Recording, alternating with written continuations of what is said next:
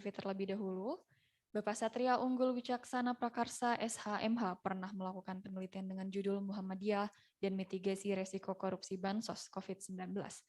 Peran Muhammadiyah Jawa Timur dan Gerakan Anti Korupsi melalui pendekatan Participatory Actions Research atau PAR pada tahun 2021 sebagai ketua. Beliau kerap kali menerbitkan berbagai karya ilmiah dan salah satunya berjudul Ecocide Crimes and Omnibus Law, Review of International Law and Implications on Indonesia Law dari penerbit Jurnal Dinamika HAM, The Journal Dynamics of Human Rights, Pusham Ubaya pada tahun 2021. Selain itu, beliau pun turut aktif pada berbagai kegiatan profesional atau pengabdian kepada masyarakat. Salah satu nama kegiatannya adalah kerja-kerja pengawasan korupsi, riset politik, dan jalannya demokrasi lokal. Serta mitra KPK melalui Pusat Studi Anti Korupsi dan Demokrasi, serta tergabung dalam koalisi Kompak Bersih. Jaringan Aktivitas Anti Korupsi Jawa Timur dan Pusat Studi Anti Korupsi se-Indonesia dari tahun 2017 hingga saat ini. Kemudian beliau memiliki berbagai peran dalam kegiatan akademik kemahasiswaan, salah satunya sebagai pembicara atau pakar dalam Focus Group Discussion Studi Kemajuan Implementasi UNCAC di Indonesia mengenai pencegahan dan pengelolaan benturan kepentingan yang telah diselenggarakan di Pusat Studi Anti Korupsi and Good Government Parang, FH Univ Lambung Mangkurat, dan KPK RI pada tahun 2020. Wah, teman-teman, kita bisa menyimpulkan ya, pembicara kedua kita ini sangat-sangat hebat dan juga sangat aktif dalam bidangnya. Jadi teman-teman boleh langsung fokus kembali ke dalam sesi pemaparan materi yang sebentar lagi akan disampaikan oleh Pak Satria.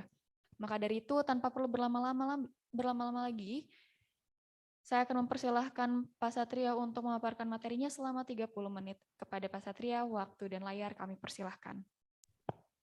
Baik, terima kasih Mbak Sahla dan teman-teman. Bismillahirrahmanirrahim. Assalamualaikum warahmatullahi wabarakatuh.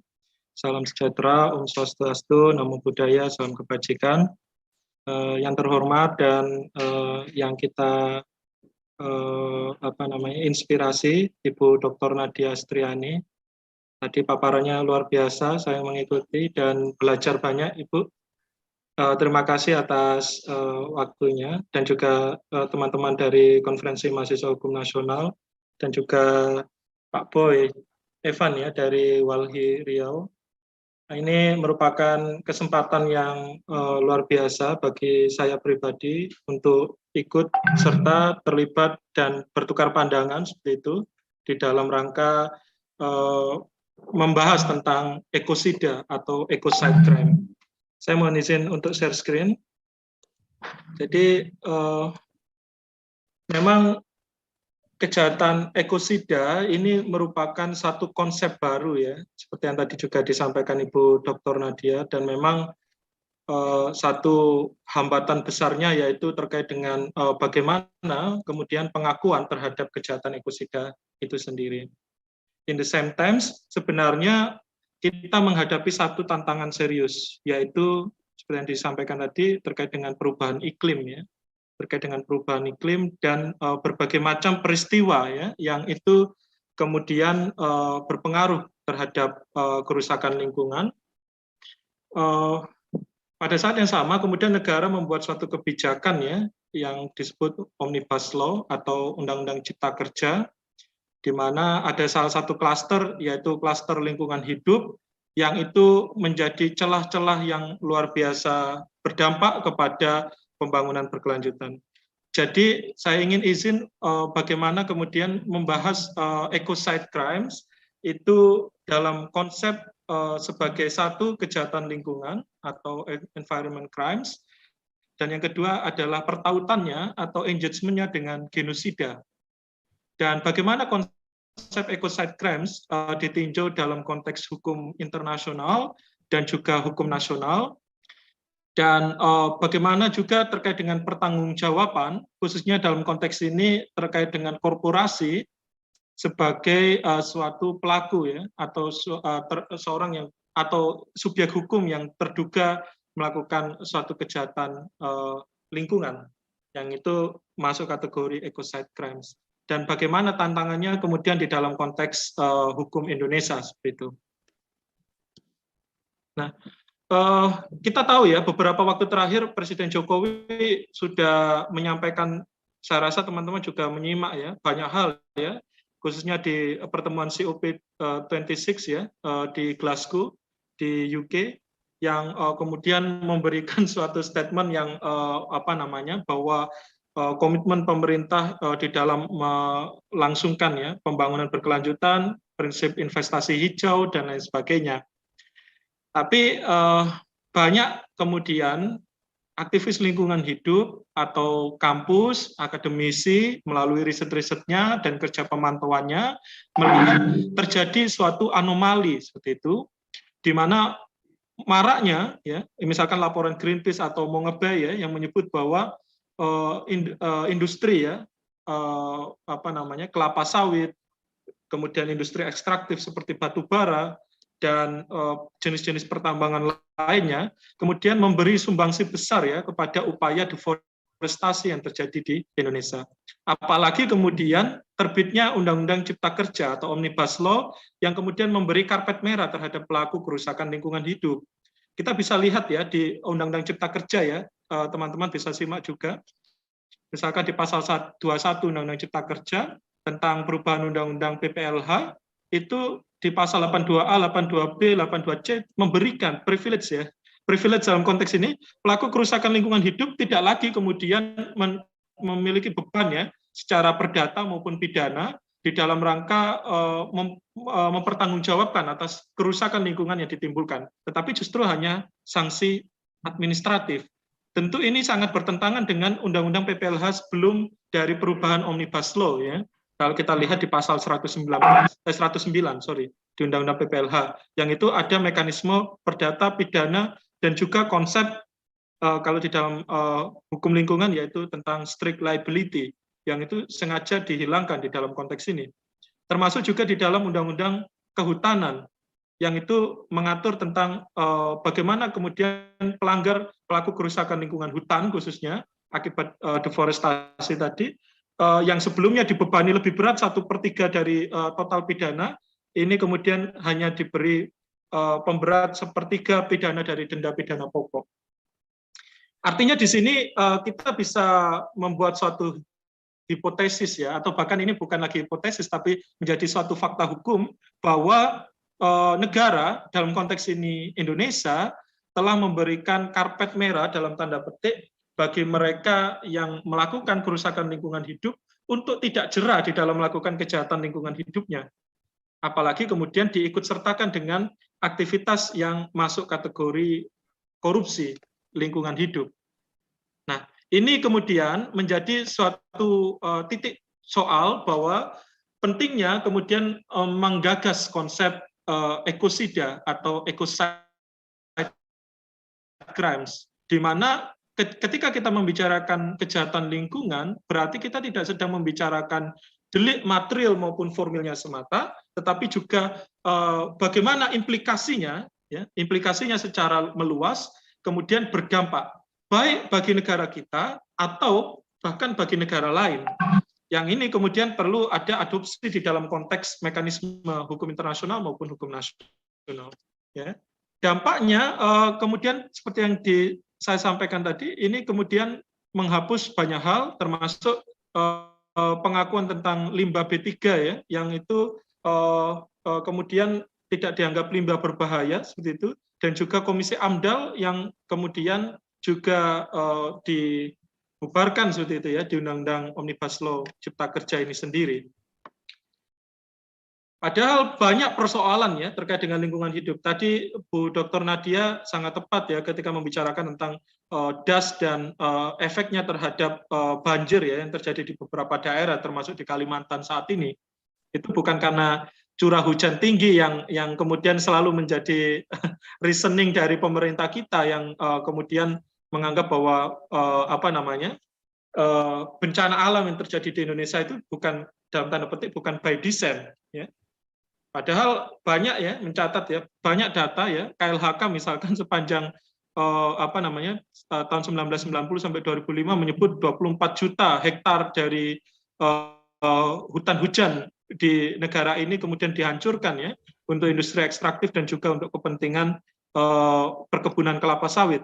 BNPB juga menyatakan bahwa di tahun 2018 2.426 bencana alam itu terjadi, di mana 96,6% karena faktor hidrometeorologikal dan juga masalah badai perairan, dan juga masalah critical land damage ya, terkait dengan kondisi tanah yang kemudian tercemar. Bahkan dampak dari katakanlah kerusakan di sektor kehutanan kemudian menciptakan polusi yang bersifat transboundary ya. Jadi ASEAN bahkan kemudian mengadopsi konsep transboundary haze pollution untuk merujuk kebakaran hutan yang terjadi di Riau dan juga di Kalimantan, yang tidak hanya berdampak bagi Indonesia, tapi juga bagi Singapura dan bagi Malaysia di beberapa tahun yang lalu. Dan temperaturnya sangat tinggi. Artinya di sini kita menganggap bahwa persoalan lingkungan hidup, persoalan climate change, persoalan kerusakan lingkungan hidup, itu tidak hanya dititik beratkan kepada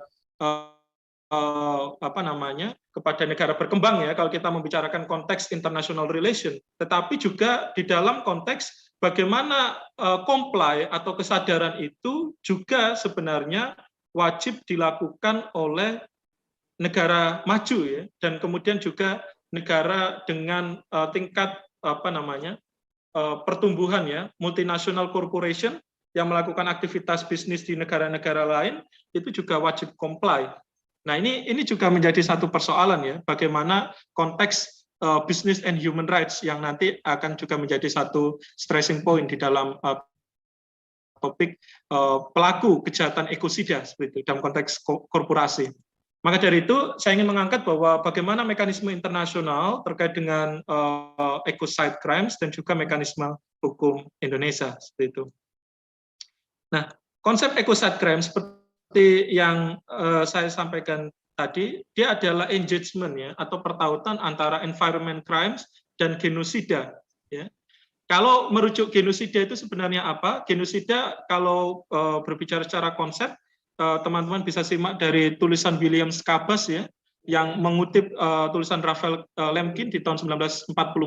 Dia merujuk kepada kejahatan yang dilakukan oleh Nazi ya, selama masa Perang Dunia Kedua, di mana genocide itu secara konsep dia berusaha untuk memusnahkan ya suatu kelompok ras, etnis, bangsa dengan cara-cara yang brutal dan sadis ya, baik itu melalui pembunuhan langsung, kamp konsentrasi, dan lain sebagainya, Sehingga PBB sendiri sudah mengadopsinya di dalam UN Convention on Anti-Genocide.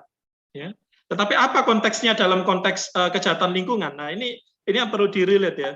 Bagaimana kemudian pengakuan terhadap kejahatan ekosida, di mana kerusakan environmental damage tadi, dampak kerusakan lingkungan yang timbul dari kejahatan lingkungan hidup tadi, itu membunuh baik secara langsung maupun secara perlahan. Secara langsung dampak dari disaster atau bencana alam itu kemudian menimbulkan korban yang banyak. Atau secara secara perlahan, misalkan kalau kita membicarakan transboundary haze pollution ya, yang kemudian di Riau Kalimantan menimbulkan penyakit ISPA bagi masyarakat, dan lambat laun masyarakat mengidap penyakit kanker pernafasan seperti itu. Atau misalkan kalau teman-teman rujuk di filmnya Dandi Laksono dan teman-teman Watchdog ya, ketika melihat Sexy Killers ya, bagaimana dampak dari tambang batu bara atau industri PLTU atau pembangkit listrik di masyarakat sekitar itu kemudian terinfeksi penyakit yang luar biasa sebagai dampak dari environmental damage tadi. Nah, ini kemudian perlu adanya engagement ya. Mengapa Pak? Mengapa ini menjadi suatu hal yang penting? Karena ketika ekosida ini tidak hanya dibaca pada saat ini, tetapi untuk masa depan, maka sebenarnya kita semua bisa sama-sama sadar ya, bisa sama-sama sadar, khususnya titik tekannya dalam konteks ini, dalam rangka menguatkan politik hukum dari negara, baik itu pemerintah maupun legislatif atau penegak hukum, untuk kemudian menjerat pelaku kejahatan ekosida atau ecocide crimes. Nah, ini secara konsep ya, ini secara konsep seperti itu.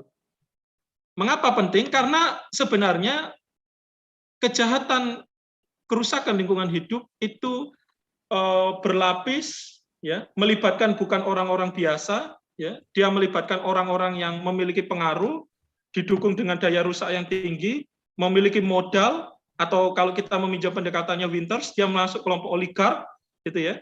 Artinya korporasi yang memilih jalan merusak lingkungan hidup dan juga pemerintah yang memilih kekuasaan untuk korup, ya, korupsi di sektor sumber daya alam.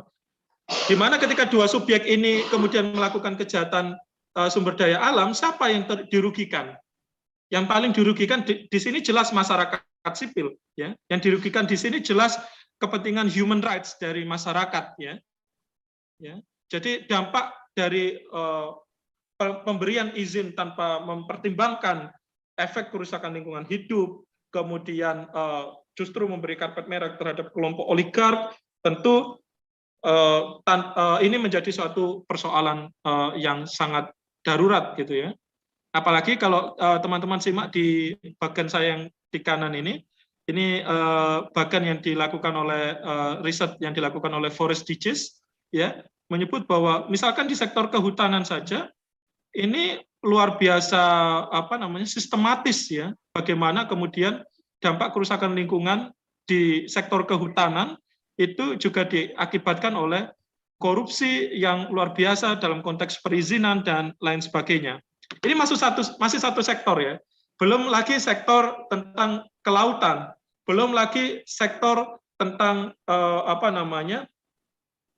sektor-sektor lain, ya, yang itu kemudian memberikan andil yang cukup besar terhadap kerusakan lingkungan hidup.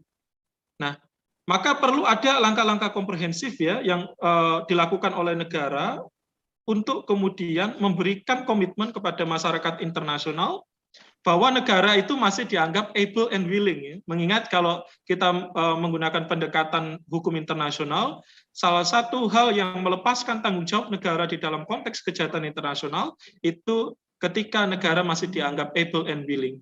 Tetapi kalau negara autopilot dalam konteks kerusakan lingkungan hidup atau kejahatan ekosida, maka negara dapat dikategorikan unable dan unwilling, ya, di dalam kejahatan yang dilakukan, ya, yang kemudian menimbulkan environmental damage tadi. Nah, ini kemudian istilah tentang genocide, ya, yang kita kenal. Kemudian bagaimana Pak secara material memang ada di Konvensi Anti Genosida, tapi secara formil atau dalam konteks penegakan hukumnya dia dituangkan di dalam Statuta Roma 1998. Sebelumnya, sebelum Statuta Roma 1998 memang tidak jelas, ya, kejahatan genosida itu bagaimana pengadilannya. Misalkan dulu setelah Perang Dunia Kedua di Nuremberg kemudian mengadopsi tentang konsep genosida untuk kejahatan yang dilakukan oleh Nazi, atau ICTY dan ICTR, ya, setelah berakhirnya Perang Dingin untuk menjerat pelaku kejahatan genosida dari ex-Yugoslavia maupun ex-Rwanda, seperti itu, di mana membuat pengadilan ad hoc ICTY dan ICTR. Nah, setelah 1998 atau setidaknya setelah Statuta Roma 98 establish, ya, kemudian konsep ini diakui dan diadopsi, ya, genosida, ya. Elemen-elemennya tadi kalau teman-teman baca di pasal 6 Statuta Roma, tapi kalau teman-teman memberikan satu definisi yang clear, teman-teman bisa simak buku William Scabas yang saya sebutkan tadi. Pada intinya adalah ada niat untuk menghancurkan, ya, intended to destroy, ya. Dalam konteks apa? Dalam konteks kelompok kelompok masyarakat, menimbulkan masalah serius dan dampak bagi fisik, psikis maupun mental dari masyarakat, menimbulkan deliberasi dan menciptakan hal-hal, ya, yang berkenaan dengan penundaan kehamilan dan lain sebagainya. Ya. Pertanyaannya, apakah environmental damage juga seperti ini, Pak? Atau tujuannya memang betul-betul intended to destroy? Nah, ini perlu kita kaji, perlu kita examine, ya. Dalam paper yang saya tulis memang ada ketertautan, ya, walaupun dalam konteks ini Statuta Roma 1998 belum secara eksplisit, ya, mengakui tentang konsep ekosida. Tetapi kalau dilihat dari unsur-unsur, ya, atau dampak dari kerusakan lingkungan terhadap jenis elements of crimes dari kejahatan genosida, maka bukan hal yang berlebihan kemudian mengakui kejahatan ekosida as a part to development of the genocide itself, ya, sebagai atau dalam rangka pengembangan dari kejahatan genosida itu sendiri, ya. Dan termasuk dalam konteks ini bagaimana pertanggungjawaban ya pelaku kejahatan ekosida, khususnya dalam konteks ini adalah korporasi. Mengapa korporasi? Karena sebenarnya yang menciptakan environment damage tadi ya seperti yang saya sampaikan, yaitu kelompok oligark, di mana kelompok oligark salah satu yang paling memberi kontribusi terhadap kerusakan lingkungan hidup itu adalah korporasi yang memilih jalan gelap, ya, jalan gelap atau jalan untuk merusak lingkungan hidup, ya, di mana kemudian mereka tidak comply, ya, tidak patuh terhadap prinsip business and human rights. Kalau kita membicarakan business and human rights dalam konteks internasional memang berdiri sendiri, ya, di dalam UN Human Rights Council atau Komisi HAM PBB ada resolusi, ya, nomor 17/4 tahun 2011 tentang prinsip-prinsip business and human rights yang ada 3 prinsip dasar yang perlu teman-teman ketahui, yaitu terkait dengan protect, yang kedua respect and remedy, ya, terkait dengan perlindungan, terkait dengan penghormatan dan mekanisme penjatuhan sanksi kepada pelaku, ya, pelaku bisnis yang tidak memperhatikan aspek human rights atau hak asasi manusia. Tentu ini pengakuannya tidak hanya dititikberatkan kepada negara, tetapi juga kepada private actors, ya, khususnya tadi seperti yang saya sampaikan, yaitu negara maju dengan industrialisasi yang besar untuk comply atau patuh terhadap prinsip-prinsip business and human rights, agar apa? Agar tidak terjebak kepada praktek kejahatan ekosida. Ya. Misalkan di riset saya yang sebelumnya banyak kemudian perusahaan kelapa sawit, ya, walaupun ada mekanismenya di RSPO, itu kemudian melakukan aktivitas deforestasi misalkan, ya, yang itu kemudian tidak memperhatikan environmental damage, ya. Tapi sayangnya mekanisme penyelesaian sengketanya adalah mekanisme penyelesaian sengketa dagang internasional, ya. Nah, ini tentu, ya, menjadi satu hambatan, ya. Karena konsep international crimes dan international trade itu dua alam yang berbeda, ya. Kalau international crimes memberikan jatuhan sanksi pidana, kalau international trade lebih kepada trade sanction, ya, lebih kepada pengenaan tarif maupun non tarif. Nah, bagaimana kemudian antara kepentingan trade dan kepentingan pidana ini kemudian di-engage, ya, untuk mengadopsi konteks ekosida. Kenapa penting membahas korporasi itu sebagai upaya mencegah korporasi sebagai pelaku kejahatan ekosida?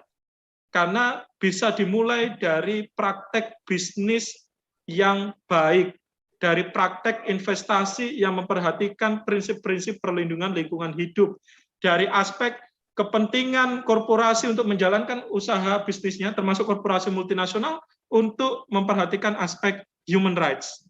Nah, ini tentu menjadi satu tantangan serius untuk masyarakat internasional. Nah, di dalam konteks internasional, bagaimana kemudian pengakuan, ya, terhadap kejahatan ini? Di mana kejahatan lingkungan, kalau kita membicarakan eksplisit kejahatan lingkungan, dia hanya ada di embedded di salah satu pasal, ya, di pasal 8 ayat 4, ya, dari Statuta Roma, dan itu pun masuk ke dalam kejahatan perang, ya, war crimes, ya. Nah, perlu perluasan makna bahwa pelaksanaan kejahatan ekosida itu tidak hanya terjadi di war times, tapi juga terjadi di peace times, ya.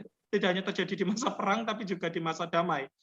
Dampak environmental damage pada masa perang dan juga dampak environmental damage pada masa damai, saya rasa menurut kajian dan analisis yang saya bangun justru lebih berat pada masa damai, ya, karena secara terselubung dalam tanda petik mereka kemudian melakukan kerusakan lingkungan hidup.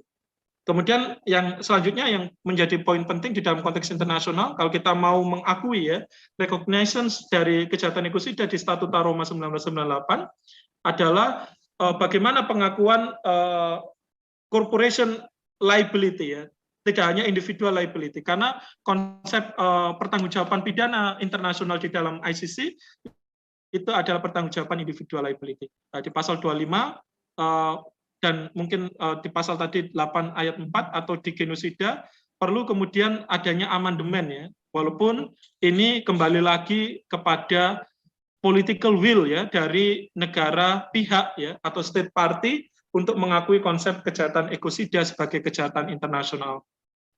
Nah, ini yang kemudian perlu meningkatkan komitmen ya, strengthen the commitment of international politics ya to environmental preservation ya. Dan bagaimana kemudian impunitas. Nah, impunitas atau kekebalan bagi pelaku justru ini yang kemudian dibongkar. Jangan kemudian pelaku diberikan sanksi yang tidak kuat, sanksi yang tidak berat. Karena apa? Karena tidak akan menimbulkan efek jera atau tidak memberikan mekanisme yang comply. Karena ketika tidak melakukan comply terhadap mekanisme perlindungan lingkungan hidup, maka mereka lebih memilih merusak ya lingkungan hidup untuk kepentingan bisnis yang mereka lakukan. Di Indonesia sendiri seperti apa? Di Indonesia memang banyak tantangan ya, bagaimana kemudian di Undang-Undang Lingkungan Hidup dan juga di Undang-Undang HAM, khususnya Undang-Undang Pengadilan HAM, itu masih terbatas ya untuk pengakuan terhadap kejahatan ekosida sebagai kejahatan HAM berat ya. Di Undang-Undang 26 2000 misalkan bahkan Indonesia itu hanya mengadopsi genosida dan crime against humanity sebagai kejahatannya. Saya tidak membicarakan yang lain, tapi saya ingin memberikan satu poin bahwa sampai saat ini Indonesia belum meratifikasi Statuta Roma 1998. Dampaknya apa, Pak? Dampaknya adalah cherry picking, ya. Diambil saja yang sekiranya tidak memberatkan gitu ya, tidak memberatkan Indonesia atau tidak memberikan pertanggungjawaban pidana ya bagi mereka pelaku kejahatan HAM berat, tapi sebenarnya mereka memiliki kekebalan dalam tanda petik kekebalan politik ya atau praktek impunitas tadi. Nah ini yang menjadi satu persoalan yang serius juga terkait pengakuan kejahatan ekosida dalam konteks Indonesia. Bagaimana komitmen politik hukum itu kemudian menjadi satu tantangan serius dan kemudian bagaimana upaya ya dari jaksa mungkin atau bagi penuntut untuk mempertimbangkan ya dampak kerusakan lingkungan hidup dan pelanggaran HAM itu bagi individu maupun korporasi di dalam tindak pidana dalam konteks Indonesia ya itu kemudian diakumulasi seperti itu ya.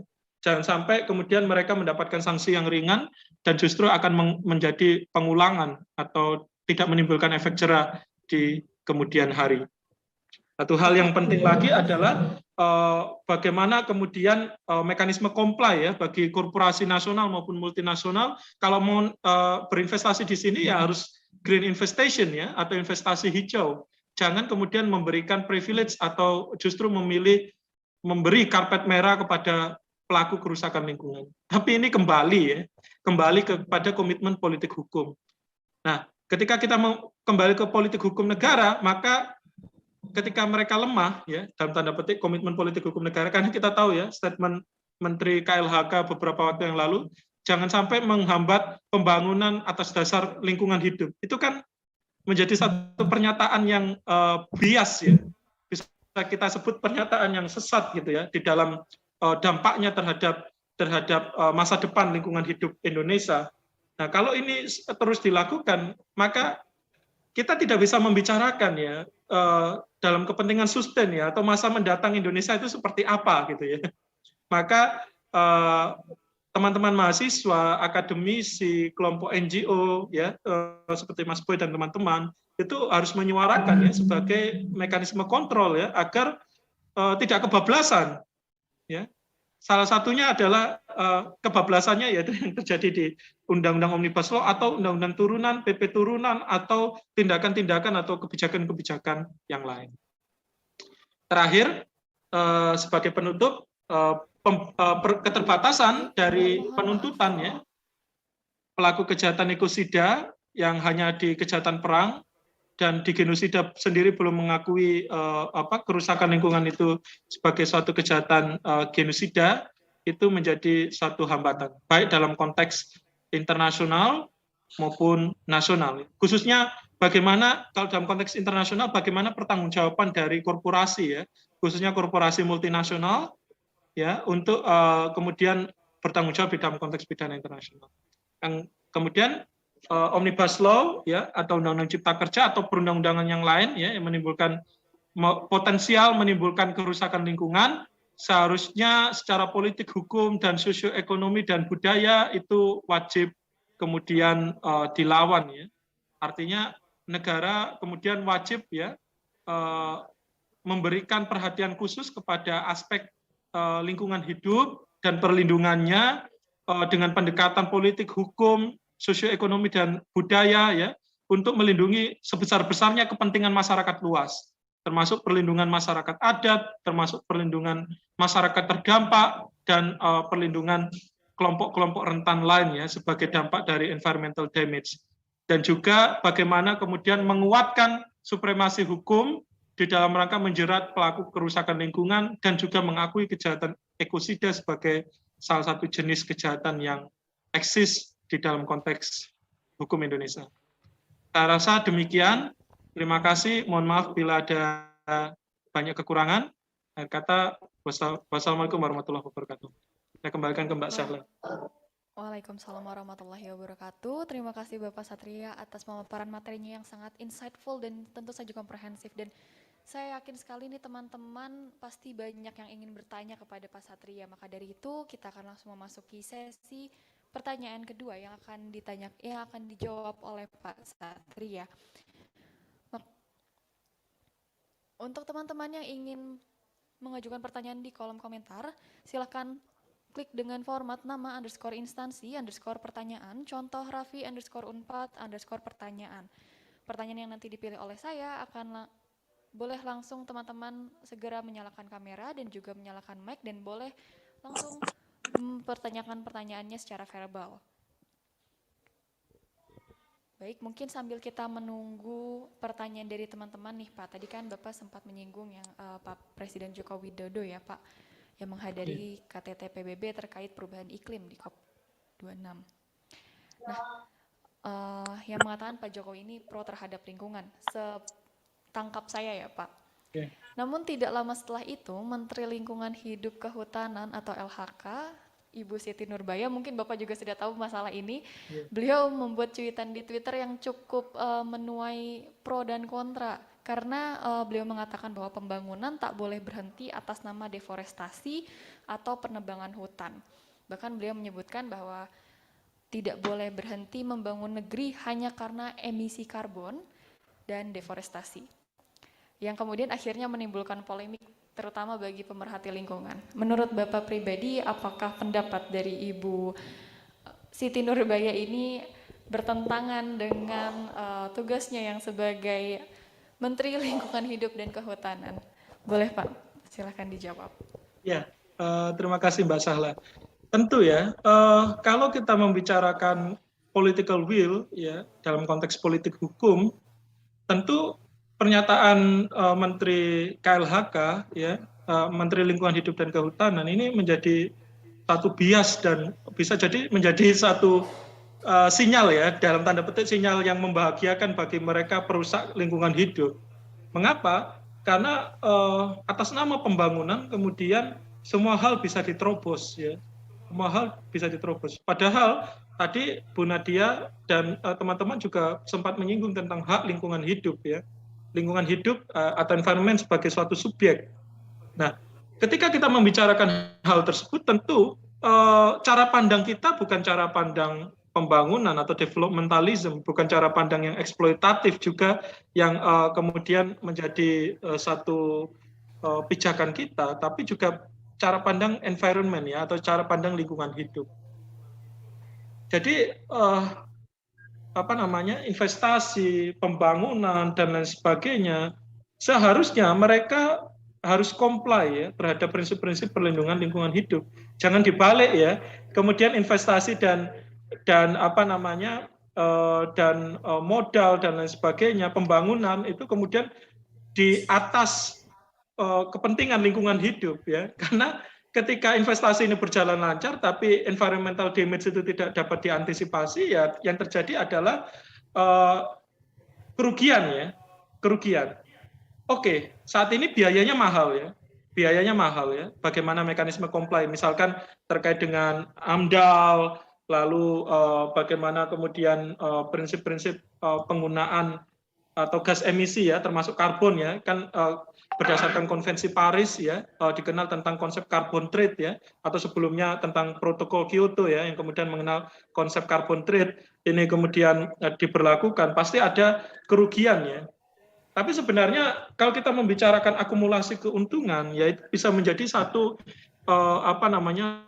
akumulasi tambah ya sebagai cost ya atau biaya untuk perlindungan lingkungan hidup. Nah selama ini itu yang tidak pernah didiskusikan ya. Prinsip-prinsip tentang business and human rights kadang juga hanya menjadi prinsip yang hanya dibahas di ruang-ruang yang terbatas gitu ya. Tapi tidak betul-betul dijiwai dan dilaksanakan oleh korporasi atau oleh negara itu sendiri ya, dalam rangka to maintenance ya, dalam rangka menjaga prinsip-prinsip perlindungan lingkungan hidup itu agar terus dilakukan. Nah ini yang kemudian saya rasa menjadi satu masalah serius ya, yang kalau kemudian ini loss ya, kalau ini tidak kita perhatikan, maka dampaknya tidak sekarang, bisa jadi beberapa tahun mendatang, dan itu kerugiannya bisa ratusan kali lipat ya, bisa ratusan kali lipat seperti itu. Jadi pembangunan dan investasi harusnya diletakkan di bawah kepentingan lingkungan hidup, di bawah kepentingan sustainable development seperti itu. Begitu Mbak Syahla. Baik, terima kasih Pak Satria atas jawabannya. Sejujurnya saya saat melihat cuitan dari Ibu Siti Nurbaya ini dan melihat komentar-komentar terhadap beliau, rasanya warganet itu sudah marah ya Pak, karena seolah-olah Bu Siti Nurbaya ini pro terhadap pembangunan saja dan tidak memperhatikan lingkungan, padahal jelas-jelas lingkungan di Indonesia masih terbilang masih belum bisa terbilang baik ya Pak, masih terdapat banyak kekurangannya. Baik, teman-teman, peserta yang ingin bertanya boleh langsung majukan pertanyaannya di kolom komentar dengan format nama, _instansi, _pertanyaan. Dengan contoh Raffi _Unpad _pertanyaan. Baik, sudah masuk satu pertanyaan dari Kak Zahra dari Unsika. Boleh silakan Kak Zahra untuk melontarkan pertanyaan secara verbal kepada Pak Satria, dan mohon untuk kepada panitia untuk pin up Kak Zahra bersama Pak Satria.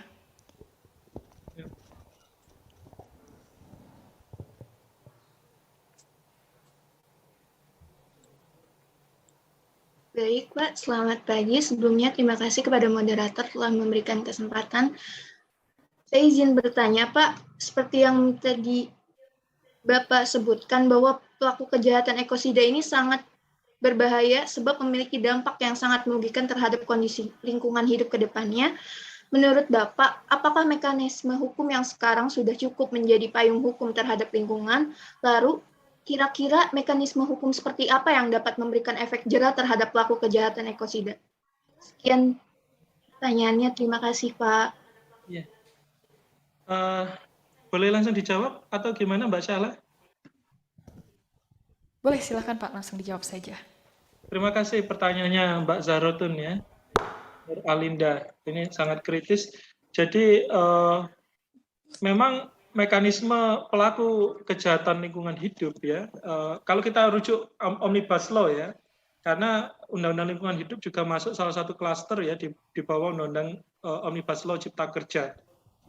Itu memang memberikan, nah ini juga menjawab pertanyaan dari atau sanggahan ya dari yang dilakukan oleh Mas Aji Kurnia ya di kolom chat tentang dampak pemberian sanksi administratif ya, mengganti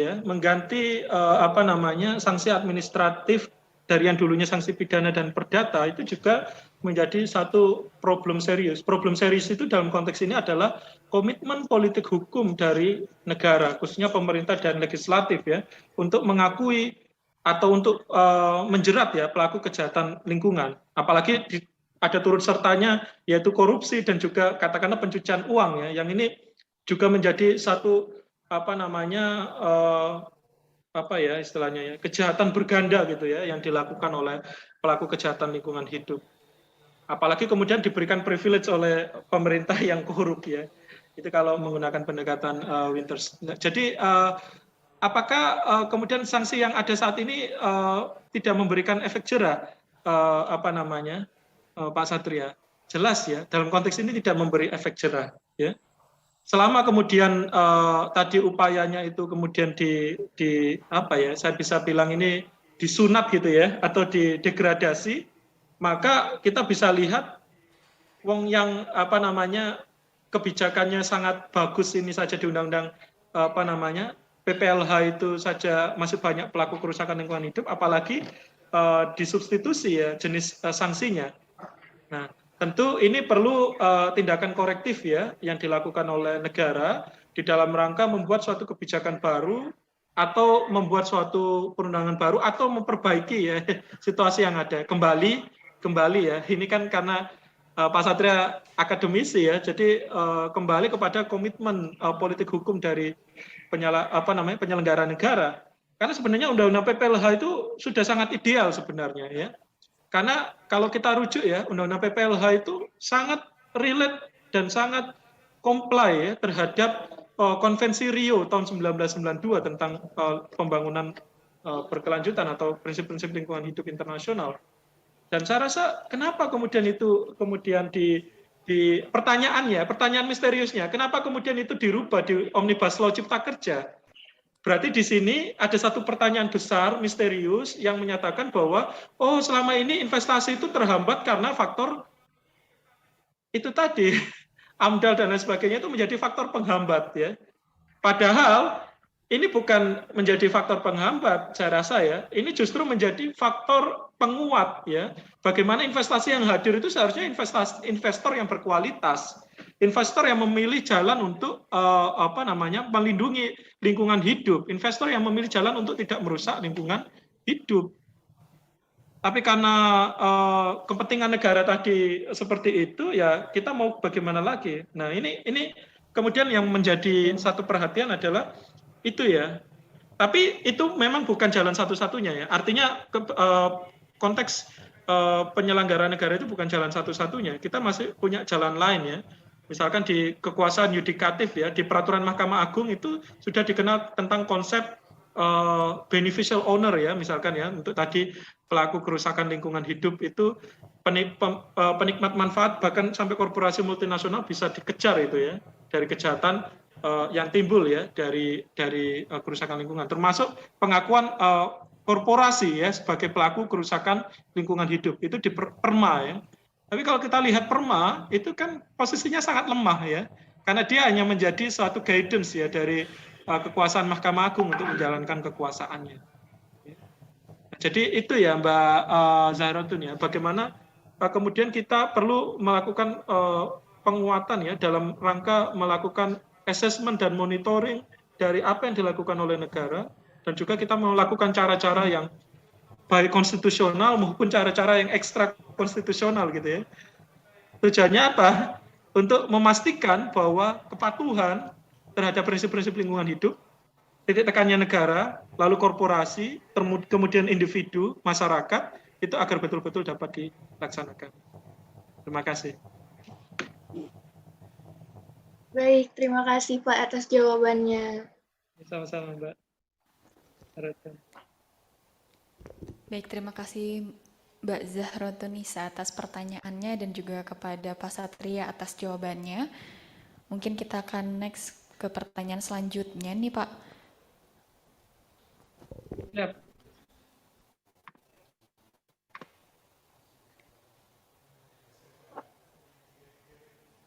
Baik, mungkin karena masih dipilihkan juga oleh panitia, saya mau bertanya karena tadi sempat menyinggung Omnibus Law ya Pak? Iya. Ya, pada pasal sebelumnya saya sempat mempelajari ini juga Pak, karena pada pasal UU PPLH sebelum dirubah ini mengatakan bahwa setiap orang yang tindakannya, usahanya dan atau kegiatannya menggunakan B3, menghasilkan dan atau mengelola limbah B3 dan atau menimbulkan ancaman serius terhadap lingkungan hidup bertanggung jawab mutlak atas kerugian yang terjadi tanpa perlu pembuktian unsur kesalahan. Setelah Omnibus Law, unsur tanpa perlu pembuktian unsur kesalahan ini diganti menjadi atas kerugian yang terjadi dari usaha atau kegiatannya. Bukankah ini malah melemahkan dan malah melindungi korporasinya, Pak? Jadi nanti korporasinya tidak bertanggung jawab dong ya, Pak? Jadi memang harus ada buktinya, begitu ya, Pak? Benar. Kira-kira apa yang melatar belakangi pemerintah untuk akhirnya mengganti unsur tanpa perlu pembuktian unsur kesalahan ini dengan atas kerugian yang terjadi dari usaha dan kegiatannya? Nah, itu tadi, ini sangat sangat penting ya, saya rasa ya, di stressing tadi oleh Mbak Syahla ya.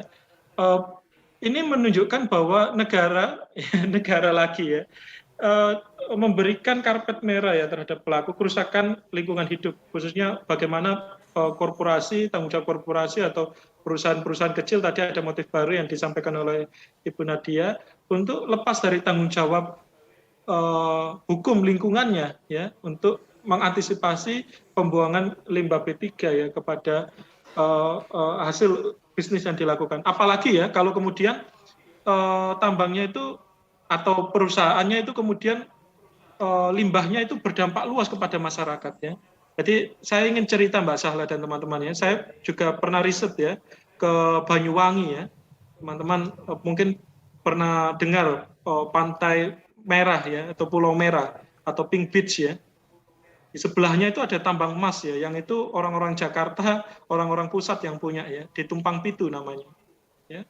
Saya dengan teman-teman FNKSDA di sana ada beberapa teman-teman Nahdien progresif, kemudian menyebut ya bahwa dampak dari kerusakan lingkungan limbah B3 tambang emas tadi dibuang ke laut itu pendapatan ikan dari masyarakat di sekitar area tambang itu menjadi sangat berpengaruh ya. Di Muncar misalkan ya, di Banyuwangi itu kemudian banyak ikan-ikan mati dan kemudian masyarakat nggak bisa lagi melakukan penangkapan ikan ya atau nelayan ya.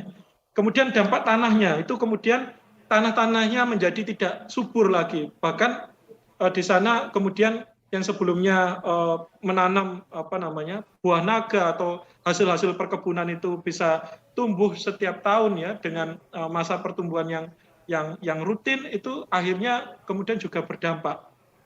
Nah, capture kecil ini jarang dilihat gitu ya. Khususnya kita lihat di area-area di sekitaran industri, lebih-lebih saya ingin titik tekankan pada industri ekstraktif yang sebenarnya terdampak berat ya dari kerusakan lingkungan yang terjadi dan pembiaran ya. Di sisi yang lain adalah pembiaran atau pemberian pemberian tanggung jawab ya untuk menjaga lingkungannya.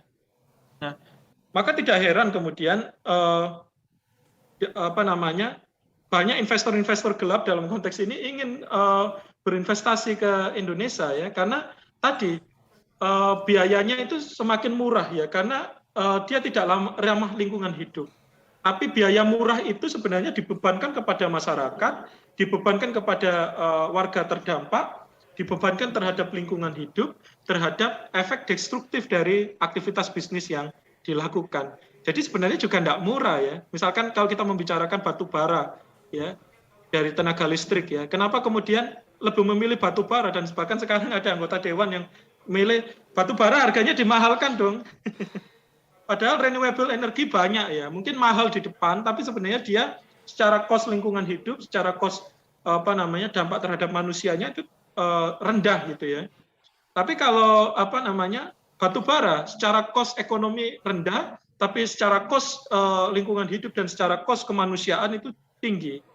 Nah, sekarang tinggal pilih mana, melindungi ekonominya, melindungi cuannya, atau melindungi kemanusiaan dan lingkungan hidupnya seperti itu. Nah, ini yang justru menjadi sulit ya Pak. Siap, gitu ya Mbak Syahla ya? Sepertinya, iya. Terima kasih Pak atas jawabannya. Sepertinya lagi-lagi kita diberikan dua pilihan yang sulit, yaitu ekonomi dan juga masyarakatnya. Dan apakah menurut Bapak Indonesia bisa memperbaiki kebijakan-kebijakannya yang kira-kira bisa bertindak adil antara perkembangan perekonomian di Indonesia dan juga perlindungan terhadap lingkungannya? Mungkin di masa depan seperti itu, Pak. Ya, eh, Apakah saya ada rasa kemungkinannya, Pak?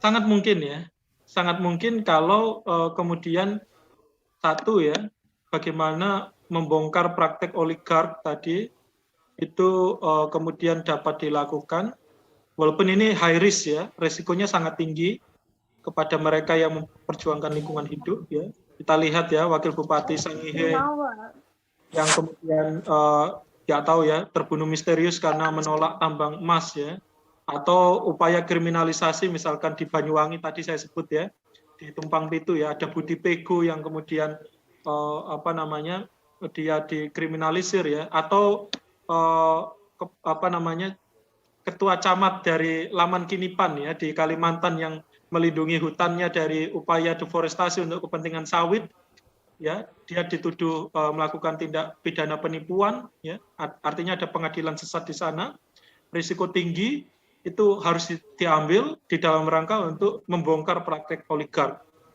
Yang kedua, memberikan apa ya perhatian khusus kepada prinsip-prinsip business and human rights, khususnya green investation ya. Kita harus selektif betul terhadap investor yang datang ke Indonesia, tidak hanya membawa uang, tapi juga wajib comply terhadap prinsip-prinsip lingkungan hidup. Ya. Kenapa? Karena itu nanti akan menjadi tolak ukur apakah negara ini masih able atau willing ya di dalam rangka menjaga ekosistem lingkungan hidup dan kebijakannya.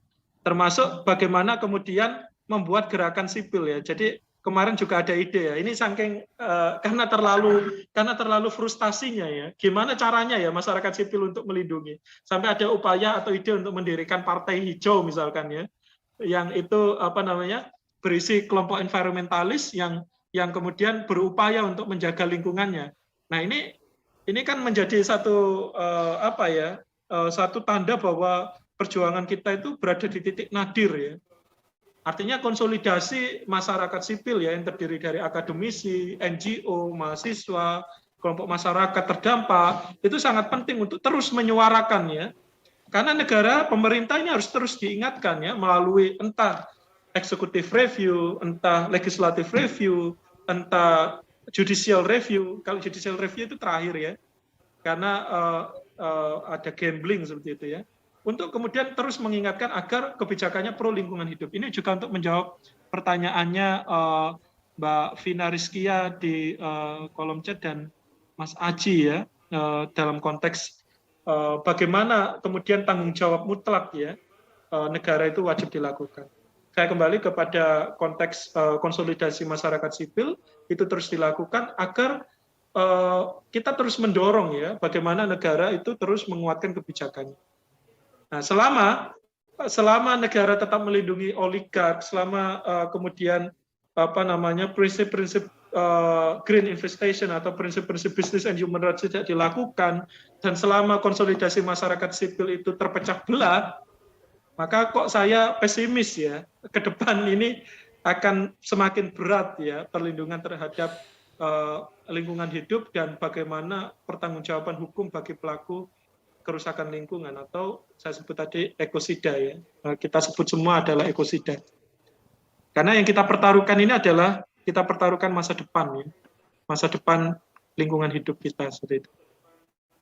Jadi itu menurut saya Mbak Syahlah dan teman-teman tadi yang bertanya. Mohon maaf jika belum menjawab semuanya seperti itu. Baik, mungkin saya mau menanyakan pendapat Bapak lagi nih, karena kebetulan saya juga sempat tertarik dengan lingkungan ya Pak, jadi saya banyak baca-baca. Ada yang menarik dari pernyataan salah satu ahli pemerhati lingkungan, saya lupa, kalau tidak salah Ibu Halisa Khalid, yang mengatakan bahwa ekosida adalah kejahatan lingkungan yang berpotensi melahirkan genosida. Menurut Bapak pribadi, apakah dengan pernyataan dari Ibu Halisah ini memang betul adanya, Pak? Iya, Mbak Sahla dan teman-teman, ini yang sebenarnya ingin saya sampaikan ya. Saya sepakat sekali dengan Ibu Halisah tadi bahwa kejahatan lingkungan itu berpengaruh terhadap genosida ya. Bisa jadi ya, seperti itu ya. Baik secara, jadi di situ ada unsur ya. intended to destroy tadi ya, kalau teman-teman simak dari bukunya William Schabas ya, The Principles of International Crimes, itu menyebut intended to destroy, berniat ya untuk menghancurkan ya. Untuk menghancurkan di sini kalau kita bisa relate adalah bagaimana environmental damage ya, atau kerusakan lingkungan hidup itu yang kemudian menjadi satu stressing point-nya. Baik kemudian menimbulkan dampak langsung ya, misalkan disaster atau bencana alam, misalkan banjir rob, misalkan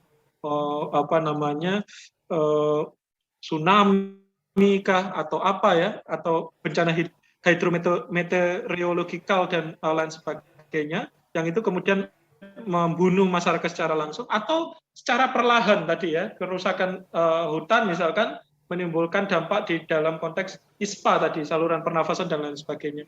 Itu sudah masuk unsur-unsur genosida ya sebenarnya ya, intended to destroy tadi ya. Entah itu kelompok ras, etnis, bangsa, apalagi bangsa ya, misalkan ketika dampak dari environmental damage itu berdampak bagi kelompok masyarakat adat misalkan. Saya sebut tadi Laman Kinipan ya, karena beberapa waktu yang lalu saya juga tergabung di aktivitas eksaminasi kasus Laman Kinipan di Kalimantan, itu hutannya deforestasi ya untuk kepentingan kebun kelapa sawit. Atau sekarang ada proyek baru ini yang dilakukan Kementerian Pertahanan ya dengan nama food estate ya, yang itu juga menjadi satu dampak serius ya dari upaya deforestasi.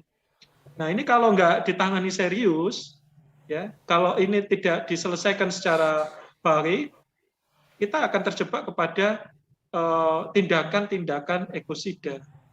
Tetapi memang satu celahnya yaitu secara normatif belum diakui konsep genosida ini ke dalam mekanisme hukum, baik hukum internasional maupun hukum nasional. Namun konsep ini bisa terus kita dorong dan disuarakan di dalam rangka memberikan betul-betul efek jera bagi pelaku kerusakan lingkungan hidup tadi ya, agar mereka comply terhadap prinsip-prinsip perlindungan lingkungan hidup, atau kalau mau niat untuk merusak, dia bisa mengurungkan niatnya seperti itu. Agar apapun yang dilakukannya itu betul-betul titik tekannya pada lingkungan hidup. Itu Mbak Sala. Baik. Terima kasih Pak Satria atas jawabannya yang sangat lengkap ya Pak. Jadi saya juga jadi senang nih berdiskusi dengan Bapak karena banyak pertanyaan-pertanyaan yang dari kemarin tuh agak menggenang dan di berita juga tidak diteruskan Pak. Kadang-kadang berita itu hanya setengah-setengah saja. Jadi saya punya insight baru nih dari Bapak. Sekali lagi hatur nuhun ya Bapak karena sudah memberikan jawaban yang sangat baik. Baik, karena tadi saya sudah dihubungi oleh panitia bahwa adanya keterbatasan waktu. Sekali lagi saya ucapkan terima kasih kepada Pak Satria atas pemaparan materi dan juga jawabannya.